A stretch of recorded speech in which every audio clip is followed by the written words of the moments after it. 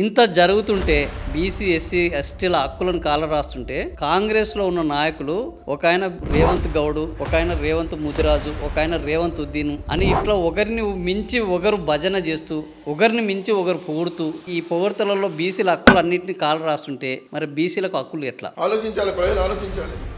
బీసీల నాయకులు ఏమన్నారు? 42% రిజర్వేషన్ ఇవ్వకుండా బీసీలను పొందబెట్టినందుకు, బీసీలకు అన్యాయం చేసినందుకు రేవంత్ గౌడ్ అయినా నేను అడుగుతా ఉన్నా. నేను ఇవాళ అడిగిన చెప్పిన నాయకుల్ని అడుగుతా ఉన్నా. నేను 42% రిజర్వేషన్లు ఇవ్వనటువంటి బీసీలకు మోసం చేసినటువంటి ముఖ్యమంత్రి రేవంత్ గౌడ్ ఎట్లయితాడు?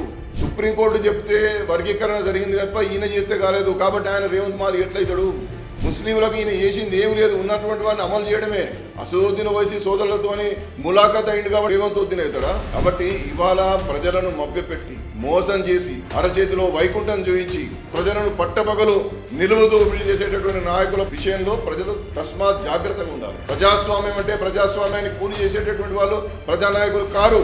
ఇవాళ మీరు చెప్పినటువంటిది మాటల ప్రకారం మరొకసారి ఆలోచన చేస్తే నిట్ట నిలువన ప్రజలను మోసం చేస్తున్నటువంటి రేవంత్ రెడ్డి గారికి ఈ రాష్ట్రంలో ముఖ్యమంత్రిగా ఉండే అర్హత లేదు అనేటువంటిది నేను ఘంటాపథంగా చెప్తున్నాను. ఆలోచించండి ప్రజలు.